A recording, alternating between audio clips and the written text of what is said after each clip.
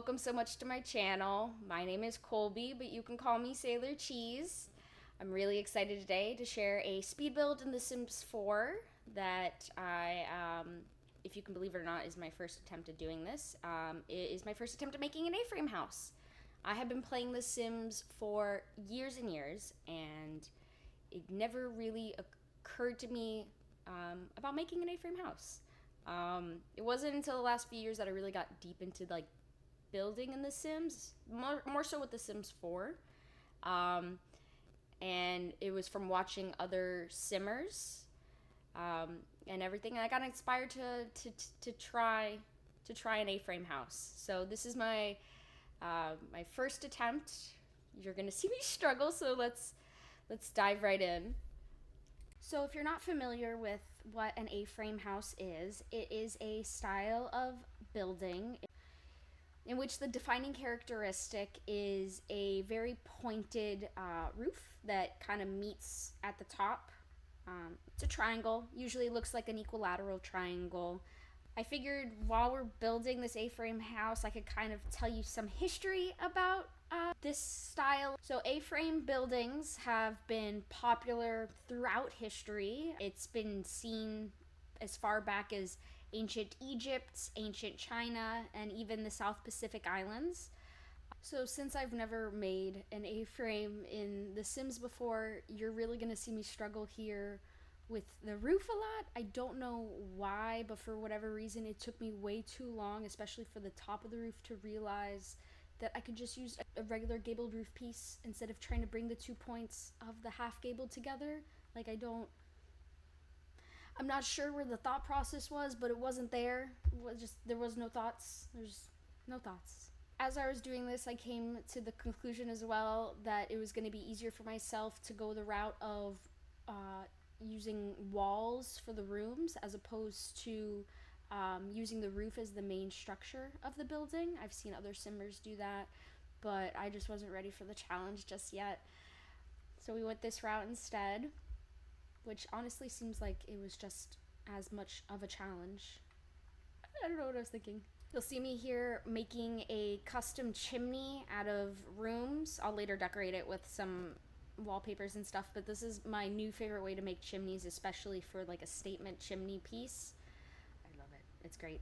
So going back to the structure of an A-frame house, building is designed to be both structurally sound and cheaply made. The basic design typically consists of beams meeting at the top with cross beams going across to support the structure. These cross beams are then used to support lofts and living areas. So in their essence, A-frame houses are meant to, float above their environment and connect their residents closer to nature. Because of this, you'll see me take an approach where I am putting as many outdoor spaces attached to the building as possible, as well as many windows as humanly possible, to where it's not just like a glass house. But probably due to the connection that these buildings had with nature, many of these personal buildings were used as vacation homes. It had a lot to do with the huge surge of popularity that took place in between the 1950s and 70s after World War II. A lot of families were able to start purchasing and owning vacation homes, and so having a design that was so cheap and easy to make, so readily available to the public, and was even available in kits where you could pre-make them or pre-buy them, like IKEA furniture almost, it just blossomed. It's pretty funny watching this video back and seeing me trying to struggle with these lights, especially considering the fact that I hadn't put all the windows in this room yet, not even close. And I was trying to make sure that the lighting in the room was right and that the lights were centered and looked nice. But at the end of the day, really, it wasn't that important, I don't think. So I had mentioned when A-frame houses really started to become popular back in the 1950s and 70s, but they actually came to the US, the first modern A-frames, back in 1934. We can credit the architect Rudolf Schindler, I hope I'm saying that right, who built the first modern A-frame house in Lake Arrowhead, California, in the U.S. So over on the West Coast. Interestingly enough, though, that wasn't the oldest design. Schindler had reportedly been designing these houses all the way back in 1922. It's just that he never had the chance or opportunity, I guess, to build them until 1934 in Arrowhead, California, which is also the home to what is reportedly the largest A-frame building, which just so happens to be the Lake Arrowhead Country Club. So that's a cool little fact. So I keep going back to this surge of popularity that took place in the 50s, and it kind of makes you want to wonder why, right? Like, why this style? Why did everyone want this style of house? I mean, yeah, it's cheap to make, but the general population moved away from this style of building a long time ago. Well, I was thinking about it, and I think it's safe to say that the people of yesterday were just as easily influenced than, or as the people of today. It was thanks to one architect and an article that was published in the New York Times that really kind of set the scene for this blow up of these houses, right? So in 1955, architect Andrew Geller decided to build a triangular home on the beach of Long Island, New York. He thankfully took photographs of his process and the house so we can see, what it looked like. And they were later published alongside this article in May of 1957. Geller's home, which was dubbed the Elizabeth Reese House, quickly gained national attention, and from there, the rest is history. So I wanted to go ahead and also show you a picture of the Elizabeth Reese house that Geller built. As you can see, it's got that defining pointed roof with the beams that support the structure. It's just really cool building, really cool building. Unfortunately, however, the house was destroyed in 1962 by a storm, so it's no longer standing. But the history, the impact that house has made is still very much present. So going back to the build, as you can see, I'm kind of fleshing out the exterior a little bit more, having some fun with the terrain paints. I don't know why it took me so long to start using terrain paints in this game. Like, it really, really takes builds to the next level, and it's just such a silly thing. It is a little tricky to get the hang of. I'm not gonna lie, like with the erasing and the oversaturation of certain things. So I know I wanted the loft to be a single bedroom with a bathroom, and I wanted to start fleshing that out as well. Do not try to ask me what style of decoration this is. I do not know. I couldn't tell you. My approach to decorating is more color and vibe oriented, if that makes sense. Like, I try to keep colors and tones similar vibes and all of that. I don't know. Like, when you start to get into like the whole like modern versus contemporary versus Victorian, all of that, like, it doesn't, I don't know. I don't go like that. I go by like, I want a spooky house. I want a cozy house. I want a spacious house. You know what I mean? Like, it's we go for vibes. And so the same thing with my decorations and everything and furniture and all that. We're just vibes. Can I say that anymore? Vibes. For the chimney or fireplaces, I wanted to do something really cool where it was like a 2-story fireplace, and then the chimney runs all the way through the top of the building, obviously. I'm sure there's a better way to do this, but I just kind of opted for putting the fireplace in like a little 1 by 2 room, and then putting the fireplace in there, and then replacing the wall with a spandrel and slapping some columns on it, calling it a day, and doing that for both sides, and then adding the stone wall to both, which I think I do later. I do that a little bit later. having a little bit more fun with what we can do with fireplaces, and I think I want to explore that a little bit more. You'll see that in a later video, another exploration of that.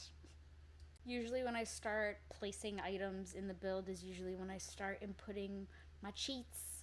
So my go-to cheats, I have, I think, 5 go-to cheats. So the first is bb.moveObject, bb.enable free build, bb.show hidden items, bb.ignore gameplay unlocks entitlement, bb show live edit objects. So I usually will punch all of those in at once I'm in build mode and not have to worry about it again. So just to give you a little frame of reference, and I use that to be able to do most of what I want to be able to do in the builds. And then I'll also use some keyboard commands. So like as you see me placing these plants, usually I'll hold the Alt key while I'm placing it just to make sure that I have it right where I want it. I figured I would share a little bit about myself as we're going through this interior build a little bit. So if you know me, you know that I am the proud owner of 3 adorable little cats. 2 of which, actually, I guess technically all 3 are rescues. So 2 of them I adopted from a shelter. And then the other one, so little backstory. I originally had 3 cats. All 3 were adopted, 2 of which were sisters. One of the sisters unfortunately passed, I want to say it was end of last year, sometime around then, end of last year. And around, like, shortly after she passed, maybe a couple weeks after she passed, this little black cat started showing up at my door, just like meowing and hanging out and stuff and wanting food. So I started feeding her and hanging out with her, and she started coming back routinely, and eventually she just started coming inside and hanging out inside and spending the nights inside and everything like that. Really sweet girl. Stinky breath, but sweet girl. So yesterday I was doing our morning routine, breakfast and everything like that, and I was calling her to breakfast and she wasn't coming, and I was really surprised because I could have sworn she had spent the night in my house, but I couldn't find her. So I went outside and called her a little bit, didn't hear anything, and I was like, okay, that's weird. She usually comes when she's called. Went back inside, was calling her, was looking in her usual spots of where she likes to hide, couldn't find her. And so I kind of, at that point, got hit with like a really deadly mix of worry and ADHD paralysis, and I ended up just kind of sitting around for like hours, periodically calling and checking for her and looking at her spots, seeing if maybe she scurried into another spot while I wasn't paying attention or something. I just waited for her and didn't really get ready for my day. I was still in my PJs, kind of just kind of laying around and stuff. And finally I was like, okay, this is ridiculous. I can't spend my whole day waiting for this cat to come home. So I decided, okay, I'm gonna get dressed. Let me get dressed. So I opened my undergarment drawer, and not really so much opened as kind of like cracked it open and stuck my hand in there because I kind of know where things are. So I just kind of blindly reached in there, and I reached in and I felt something, and I was like, what is that? Why does it feel like that? Why is it fuzzy, And it didn't move, nothing. And I was like, what is this? And so I pull out the drawer more and I look, and it's a stinking cat. It's a stinking cat who I've been looking for at that point, probably like 3 hours. And there she was. She was just in my underwear drawer, knocked out, soundly asleep, having a great time. Just being a stinky little girl. Yeah, I don't know. She just a stinky little girl. So once I finally got up and got her to eat and everything like that, she immediately, like after she ate her breakfast, she was immediately like, okay, I'm ready to go outside now. Okay, goodbye. I'll see you later. I'm just like, are you kidding me? She's silly. She's a silly cat. So I'm thinking for the rest of this, I'm going to do something a little bit different, where instead of talking through the rest of this build, I'll let you just kind of sit back and enjoy, and we'll have some vibes playing. So enjoy. And I'll pop in, as needed to explain things.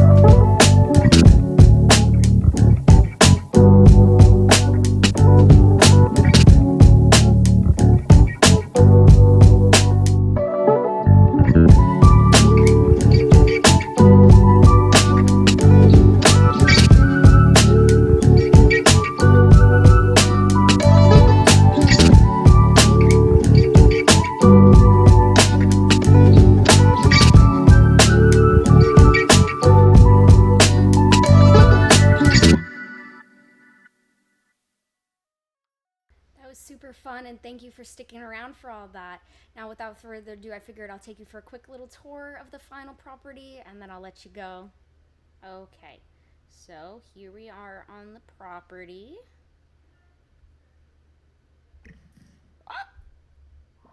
Immediately grabs tree. Okay. So here we are on the property. Here is the walkway and everything with a fun little seating area outside. We've got a little potting station, and with all the windows you can see pretty well inside. You can see the little seating area on the other side. You can even see the painting that's in the bathroom. We've got the kitchen and everything, and a little porch here. On our roof, we have a rooftop bar. Oh, geez. We have a rooftop bar as well as a telescope, because how could you not? Oh, and our chimney. There you go. There it is in all of its glory. Beautiful. Very tall chimney. Round back, we have our outside porch with our barbecue, as well as a little campfire and seating area. If we put away the walls, we've got, oh, no, wrong. There we go.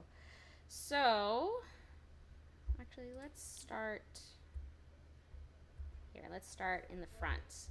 So, right when you walk in, you come into the, can't deal with camera angles here. Let me just, there we go.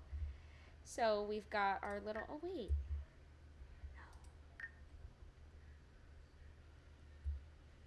We've got our little living room and our kitchen that is super cute and super laggy. Little blue kitchen. Oop, other way. Oh my gosh. Oh my gosh. Oh my god. This is why I never use that camera. Around, so if you go through the dining room, we've got a little walkway here that takes you to the dining room as well as to outside. And then right to the right is our stairs with our roof right in the middle. Oh wait, and now I can actually, hold on, let me fix this because I have learned things. So if you hold the shift button and then pull on that, that will bring in just the one side. There we go. Okay, perfect. So now we're gonna go upstairs. Oh, we're in the roof.